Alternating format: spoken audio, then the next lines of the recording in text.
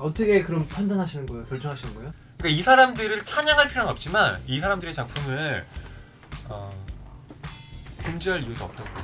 금지할 이유 없다? 그러니까 보고 싶은 사람은 보라는 거죠.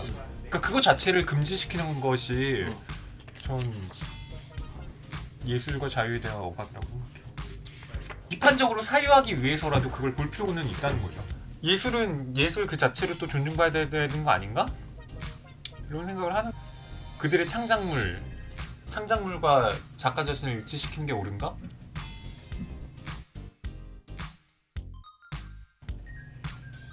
그러니까 문제는 이건 수용자의 태도인 거예요.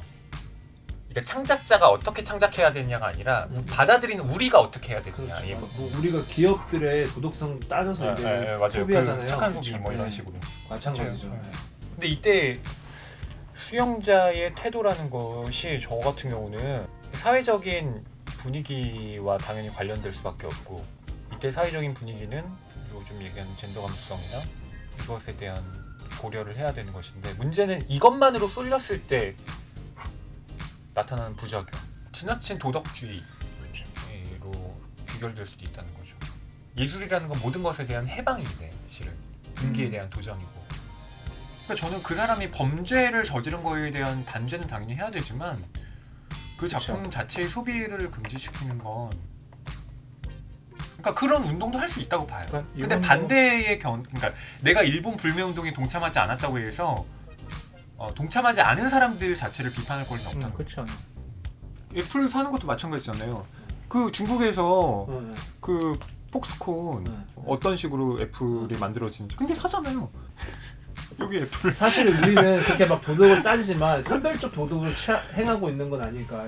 그런 건 어때요? 제품이기 때문에 쓸 수밖에 없는 게 있는데 영화나 책은 그래 내가 다른 게 있으니까 대체제가 있으니까 선택제가 너무 많잖아요. 네. 그걸 얘기하는 거예요. 그거에 있을 때는 우리가 그런 거에 대해서는 훨씬 더 또 그러니까 패드 같은 경우는 뭐 삼성, LG, 샤오미, 애플 되게 많아요. 뭐 샤오미 그러니까 그렇게밖에 없잖아요. 뭘 그렇게밖에 없어. 영화가 본인의 취향에 맞는. 만약에 예를 들어서 좀 극단적으로 누가 허위평론가님 막 쳤어요. 음주운전 교통사고.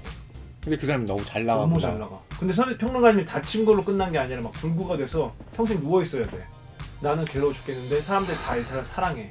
그럼 그걸 보면 것도 계속 난 괴로울 거 아니야. 그리고 이 사람들은 얘가 이런 가해자인 걸 알면서도 너 잘하니까 막.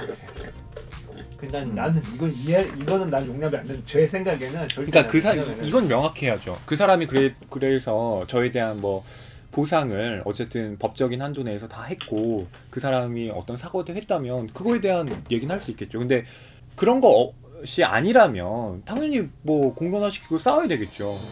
네. 그러니까 그거 자체가 나쁘다는 건 아니에요.